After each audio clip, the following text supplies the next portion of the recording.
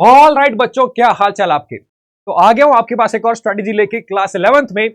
यानी कि आपके जो एग्जाम सर पे आ चुके हैं, दिसंबर का महीना आधे से ज्यादा निकल चुका है।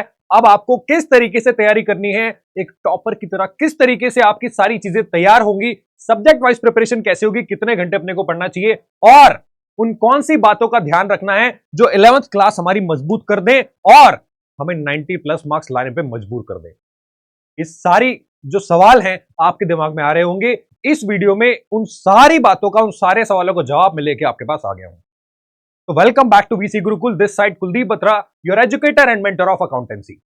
देखो, इस वीडियो के अंदर मैं आपको वो सारी बातें बताऊंगा, 3 स्टेप्स ऐसे दूंगा जो आपको फॉलो करने हैं। बहुत सिंपल स्टेप्स हैं, उन्हीं पे आपको स्टिक रहना है। साथ ही साथ मैं आपको यह भी बताऊंगा कितने घंटे आपको पढ़ना है, कौन से सब्जेक्ट को कितने घंटे देने हैं और सब्जेक्ट वाइज आपको कौन सी बातों का ध्यान रखना है, यानी कि points to be noted down.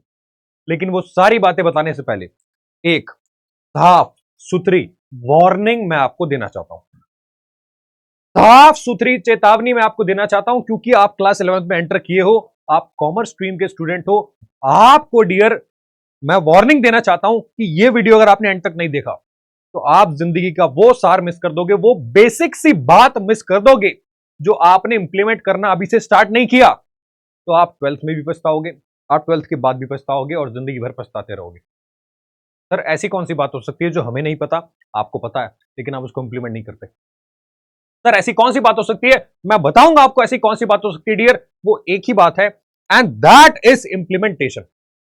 Implementation अपनी जड़ें मजबूत करने का, इंप्लीमेंटेशन अपनी नींव पे ध्यान देने का, इंप्लीमेंटेशन बेसिक्स पे स्टिक रहने का। और वो बेसिक्स आप हमेशा मिस करते आ रहे हो, स्पेशली कॉमर्स स्ट्रीम के अंदर। साइंस वाला स्टूडेंट एक बार को मैं कह सकता हूं कि उस पर बोझ ही इतना ज्यादा होता है, लेकिन कॉमर्स वाला कहीं ना कहीं बेटे साइड में एक रास्ता ढूंढ लेता है चीजों से भागने का। मैं चाहता हूं आप उस रास्ते पे ना निकले और आप बेसिक्स पे स्टिक कर जाएं। सर, ऐसी कौन सी बात हमें ध्यान देनी है, मैं बताऊंगा आगे जाके आपको। तो यहां पे आ जाओ, वीडियो की शुरुआत करता हूं। मैं आपको बताने वाला हूं सबसे पहले इस वीडियो के अंदर अपने को क्या देखने को मिलेगा। देखो, पहली चीज जो आपको ध्यान रखनी है, that is no motivation is needed in commerce. जैसे कि मैंने आपको भी बताया, वार्निंग है ये।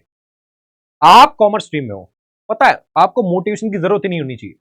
आप अगर कॉमर्स स्ट्रीम में आए, आपको कोई मोटिवेशन की जरूरत नहीं होनी चाहिए। आपको बस एक ही चीज फॉलो करनी है dear, 3 step formula, that is read revise result. Sir, ये क्या होता है बेटे? रीड का मतलब होता है अपनी कॉन्सेप्ट बिल्डिंग, यानी कि क्लासेस को ठीक तरीके से देखना, जो फैकल्टीज, जो एजुकेटर आपको बता रहा है उसको सिर्फ इंप्लीमेंट करना।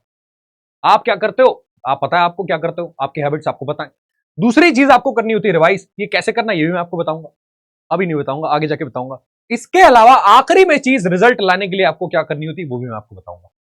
तो ये 3 स्टेप फॉर्मूला आपको चूज करना है और बस आपको इसी पे स्टिक रहना है। That is follow step number 2 at any cost and forget the rest.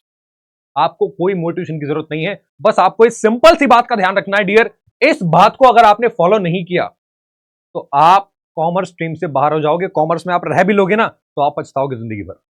Sir, ऐसा क्या करना है बताओ ना। और आखिरी में मैं आपको एक टॉपर्स वाला फॉर्मूला भी दूंगा जो आपको प्रेजेंटेशन करने में एग्जाम में काम आएगा। मतलब एग्जाम्स में आपको सब्जेक्ट वाइज प्रेजेंटेशन कैसे देनी है। ठीक है, तो आ जाओ मेरे साथ सबसे पहले स्टेप नंबर 3, यानी कि 3 स्टेप फॉर्मूला RRR। पहले आर का मतलब होता है रीड।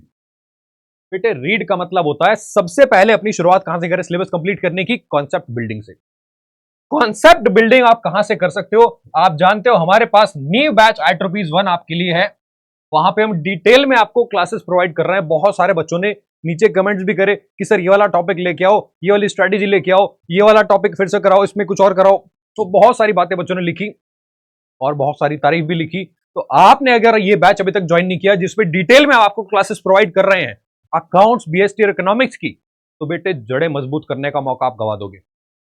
और पहला स्टेप आपका यही है, आपको कॉन्सेप्ट की क्लैरिटी करनी है अपने 11th क्लास कॉमर्स के अंदर, दैट इज न्यू बैच से।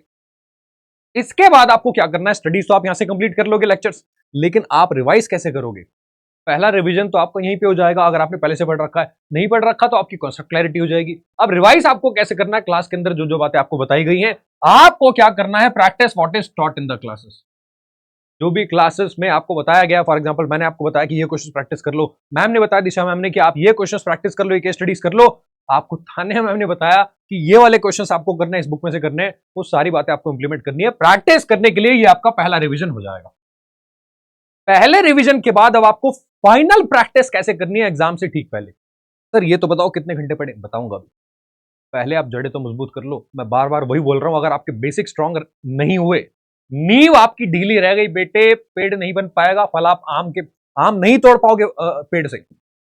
आम खाने के लिए आपको जड़ें डालनी पड़ेंगी, मजबूत करनी पड़ेंगी, उसको पानी देना पड़ेगा, धूप देनी पड़ेगी, तब जाके वो पौधा बनेगा, फिर पेड़ बनेगा, फिर फल आएंगे।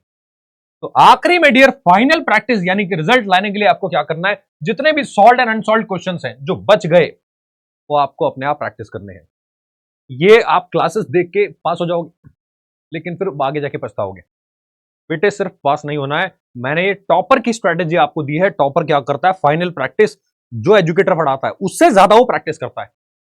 अगर आप भी ये कर लेंगे, definitely you are going to do wonders in your classes, in your exams. ठीक है, तो ये 3 स्टेप अगर आपने फॉलो कर लिए, डेफिनेटली आपकी सक्सेस आपके हाथों में। और बुक्स जो आप रेकमेंड कर सकते हो, ऑब्वियसली आपको एनसीईआरटी फॉलो करनी है। अकाउंट्स में टीएस ग्रेवाल, हाँ कुछ लोग संदीप गोयल भी फॉलो करते हैं, ठीक है, बट मैं इसी पे स्टिक रहूंगा। पूनम गांधी आप ले सकते हो आपके बीएसटी के लिए, टी अर्जुन बीकेरी इकोनॉमिक्स, और संदीप गर्ग भी इकोनॉमिक्स के लिए आप रेफर कर सकते हो। बट एक ही बुक काफी है डियर 11th क्लास के लिए। एक बुक कंप्लीट कर लो, डिटेल में पढ़ लो, सफिशिएंट है। अब ये तो थी dear concept building 3 step formula.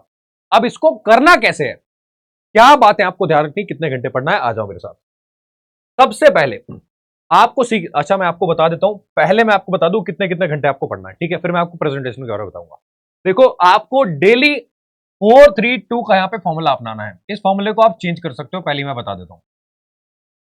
इसको चिपका के मत रखना कि मास्टर ने बता दिया तो यही फॉलो करना, नहीं। हाँ बस एक चीज ध्यान रखना इसको चेंज मत करना, इसको चेंज मत करना। 3 घंटे अकाउंट्स को देने ही देने डेली आपको एग्जाम्स तक। 4 घंटे आपको इको और बीएसटी दोनों को मिला के देने हैं, सफिशिएंट है, बहुत है। आप खुद चाहे किसी से भी पूछ लेना, ठीक है। इसके अलावा जो आपके बचे हुए सब्जेक्ट्स होते हैं उसको आपको 2 घंटे देने हैं, तो यानी कि टोटल 9 घंटे की स्टडीज आपके पास हो जाती है। वैसे तो प्रोडक्टिवली आप अगर 6 से 7 घंटे भी पढ़ते हो, दैट इज सफिशिएंट, बट इतना टाइम आपको देना ही है अगर आपने पहले नहीं दिया है तो। अब आप बोलोगे सर हमारे पास तो मैथ्स भी है, वी आर मैथ्स वाले स्टूडेंट, तो कोई बात नहीं। अब आपको यहां पे एडिशनल टाइम ऐड कर देना है, एटलीस्ट 2 घंटे का, ठीक है, 2 घंटे का। यहां से भी आप कुछ टाइम निकाल के, यहां से कुछ टाइम निकाल के मैथ्स में ऐड कर सकते हो, यानी कि 3 घंटे की रिक्वायरमेंट मैथ्स को भी लगेगी। ये बात आप जानते हो, मैथ्स आपको तंग करती है, ठीक है। अब इसके बाद ये शेड्यूल आपको फॉलो करना है मंडे टू फ्राइडे, 5 दिन। सैटरडे संडे में आपको करना है बच्चे रिवीजन। अकाउंट्स को एटलीस्ट 4 घंटे देने सैटरडे को, अदर सब्जेक्ट आप साथ में चिपका सकते हो। इसके अलावा संडे को भी आपको बीएसटी और इको का रिवीजन करना है, और साथ में अदर सब्जेक्ट आप चिपका सकते हो, जैसे कि मैथमेटिक्स। ये हो गया आपका शेड्यूल जो आपको फॉलो करना है, और उन बातों का ध्यान रखते हुए जो मैंने पीछे आपको बताई। अब आपको एग्जाम में प्रेजेंटेशन कैसे करनी है, अगर आप ये स्टेप्स फॉलो कर लेते हो तो पहले तो आप ये फॉलो कर लो। बहुत सारे बच्चे बस इस वीडियो को देख लेंगे और बोलेंगे हैं ठीक है हो गया, नहीं हुआ। आप अगर आज से ही बैठ जाओगे ना ये फॉलो करने, इन बातों का ध्यान रखने, मैं बता रहा हूं, सच बता रहा हूं, बहुत बेसिक्स बातें मैंने आपको बताई हैं, बस आप इसको इंप्लीमेंट नहीं करते हो, प्रॉब्लम ये है, ठीक है। अब आ जाओ मेरे साथ आगे प्रेजेंटेशन की कला। बेटे प्रेजेंटेशन मैंने 12th क्लास में भी बताई थी, अब 11th में भी बता रहा हूं, लेकिन आप अभी नए हो, आप नए सब्जेक्ट पढ़ रहे हो, नई चीजें सीख रहे हो, तो आपको एक बेबी की तरह इसको फॉलो करना है। सर बेबी की तरह, हाँ। अकाउंट्स अगर आपने 11th क्लास मेरे साथ पढ़ना स्टार्ट कर दिया है, स्टार्टिंग के 2-3-4 चैप्टर देख लिए हैं, तो आपने देखा होगा बहुत ही बेसिक से मैंने आपको बातें बताई हैं। स्टार्टिंग के बेटे 12-15 चैप्टर तो आपको बस बिना दिमाग लगाए सीखने हैं, उन नॉलेज को अंदर आने देना है, उन प्रैक्टिसेस को अंदर आने देना है जो मैंने आपको बताई। स्टार्टिंग के 12 से 15 चैप्टर सर, लेकिन उसमें प्रैक्टिकल भी तो हाँ है, मैंने मना थोड़ी किया है। और मैंने आपको यह भी बताया कि कौन से चैप्टर से आपको प्रैक्टिस स्टार्ट कर देनी है, जड़ें मजबूत स्टार्ट कर देनी है, रिपीट कौन सी चीजें करनी है। तो आप जो जो मैं बातें बता रहा हूं बस उसको फॉलो करो। 12 से 15 chapter, learn like a kid.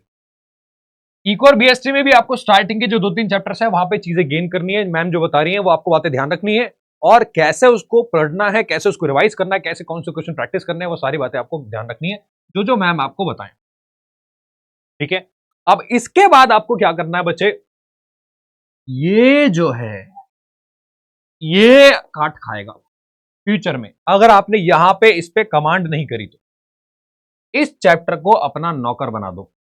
Sir क्या मतलब, बेटे इस पे ऐसी कमांड कर लो जर्नल लेजर पे, क्योंकि सारे चैप्टर्स में ही ये इंप्लीमेंट हो रहा है, ऑलमोस्ट सारे चैप्टर्स में। अगर आपने इस पे कमांड नहीं करी तो आगे जाके ये आप पे कमांड करेगा, और अगर इसने आप पे कमांड कर ली फिर तो बस हो गया फेलियर। तो ये आपको नहीं करना, इस पे प्लीज कमांड कर लो, बार बार इसको रिपीट करो, रिपीट करो, रेपिटेशन इतना कर दो कि इसकी कमांड आपके पास आ जाए। ठीक है, अब आखिरी में आपको क्या करना है, ध्यान देना है आपके वर्किंग नोट्स पे। मैंने बताया ना 12-15 चैप्टर्स, इसके बाद आपके वर्किंग नोट स्टार्ट हो जाते हैं। डेप्रिसिएशन चैप्टर ले लो, बैंक रिकंसिलिएशन स्टेटमेंट ले लो, ठीक है, आप फाइनल अकाउंट ले लो, सिंगल एंट्री सिस्टम, ये सारे चैप्टर्स वर्किंग नोट्स मांगते हैं, और वो भी फेयर। अकाउंट्स एक लौता ऐसा सब्जेक्ट है जिसमें वर्किंग नोट्स फेयर बनाए जाते हैं। बाकी सारे जितने भी सब्जेक्ट आप उठा लो करके निकाल दिया जाता। यहां तो बहुत प्यार से, मेन आंसर से प्यारा वर्किंग नोट होना चाहिए, एग्जामिनर देख के बोले वाह, मुंह में लारा का मतलब मजा आ गया देख के। आप समझो बात को। तो यहां पे बेटे वर्किंग नोट्स पे आपको ध्यान देना है, और इकोनॉमिक्स बीएसटी के अंदर एग्जांपल के स्टडी, बुलेट पॉइंट्स और हेडिंग्स को आपको अंडरलाइन करना नहीं भूलना। ये बातें अगर आप इंप्लीमेंट कर दोगे, डेफिनेटली आपके 11th क्लास के एग्जाम आपके क्लियर हो जाएंगे और जबरदस्त तरीके से होंगे, टॉपर की तरह। बस इसी बात को ध्यान रखते हुए वीडियो को एंड करूंगा। अगर आप किसी और टॉपिक पे वीडियो देखना चाहते हो, कोई और प्रॉब्लम आपको आ रही, नीचे आप कमेंट करके बता सकते हो, और ये भी बताना वीडियो कैसा लगा। और हाँ, thank you so much for watching this video. Channel को सब्सक्राइब करना मत भूलना यार, कॉमर्स बाय वीसी गुरुकुल। ठीक है, चैनल को सब्सक्राइब करना मत भूलना, बेल आइकन घंटी दबा देना। और हाँ, अगर आप 1 रुपी बैच में एनरोल करना चाहते हो तो वेबसाइट पे जा सकते हो, हमारी vcgurukul.com पे, vcgurukul.com पे, राइट। और ऐप डाउनलोड भी कर सकते हो आप, वीसी गुरुकुल स्पेस मत देना, वहां पे आप ऐप पे अपने नोट्स आपको मिल जाएंगे। वेबसाइट पे जाके आप सर्च करना नी बैच, वहां पे आपको मिल जाएगा, और यहां पे भी आपको नी बैच सर्च करना पड़ेगा, तब जाके आपको वीडियो हमारी मिल जाएगी। तो ये था आपका 11th क्लास का स्ट्रेटेजी वाला वीडियो। अब मैं आपसे मिलता हूं अगले वीडियो में, तब तक के लिए take care and bye bye.